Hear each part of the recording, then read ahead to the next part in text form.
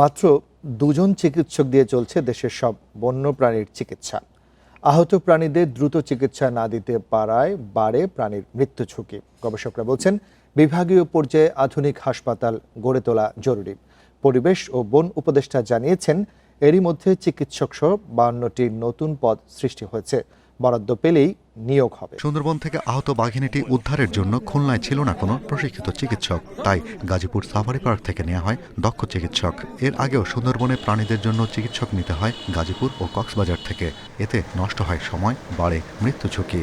আমাদের সারা দেশে মাত্র 2জন ওয়াইল্ড লাইফ ভেট আছে। একজন হলো গাজীপুর সাফারি পার্কে, একটা ডুলা হাজরা সাফারি পার্ক কক্সবাজারে। তো আমাদের এটা অনেক বাড়ানো দরকার এবং হসপিটাল ফ্যাসিলিটিস আমাদের অবশ্যই দরকার। গবেষকেরা বলছেন, সুন্দরবন থেকে প্রাণী লোকালয়ে ঢুকে পড়ে মানুষের সাথে সংঘর্ষে ঘটছে হতাহতের ঘটনা। আবার সাতক্ষীরা শ্যামনগর থেকে প্রায় উদ্ধার হয় পাচার হওয়া প্রাণী, অথচ সেখানে নেই কোনো চিকিৎসক। আবার ময়মনসিংহ জামালপুর শেরপুরে হাতি মানুষের দ্বন্দ্বে ঘটে হতাহত। উজানে ভারত থেকে ভেসে আসে হাতি গন্ডার। শীতের মৌসুমে ভিড় করে শকুন পরিযায়ী পাখি।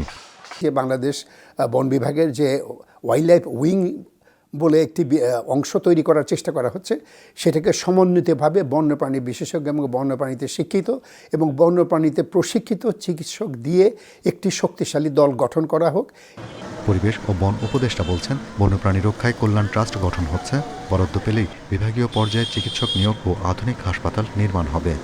বন্যপ্রাণী কল্যাণ ট্রাস্ট নামে একটা ট্রাস্ট খুলতে পারবো। সেখানে যদি সরকার আমাদেরকে থোক ধরে কিছু টাকা দেয়, তাহলে সেখান থেকে বিভিন্ন জায়গায় আমরা সেন্টারও খুলতে পারবো, প্লাস আমাদের ভেটের সংখ্যাও বাড়বে। আর বন বিভাগকে আরেকটা যেটা করতে হবে, যেটা আমি চেষ্টা করে যাচ্ছি করানোর জন্য, যে বন বিভাগের বাইরেও যে সমস্ত বিশেষজ্ঞরা আছেন তাদের সাথে একটা সংযোগ করার জন্য, এবং দেশের বাইরেও যারা বিশেষজ্ঞ আছেন তাদের সাথেও ভিডিও কনফারেন্সিংয়ের মাধ্যমে দক্ষতা বৃদ্ধির একটা চেষ্টা করার জন্য। সুন্দরবনে বাঘিনীর চিকিৎসায় বাংলাদেশ কৃষি বিশ্ববিদ্যালয়ের একজন অধ্যাপককে প্রধান করে 4 সদস্যের কমিটি গঠন করা হয়েছে। তারা জানান, বাম হাতের ক্ষত সেরে গেলেই বাঘিনীকে বনে ছেড়ে দেওয়া হবে। Shahriar Anirban, independent news, Dhaka.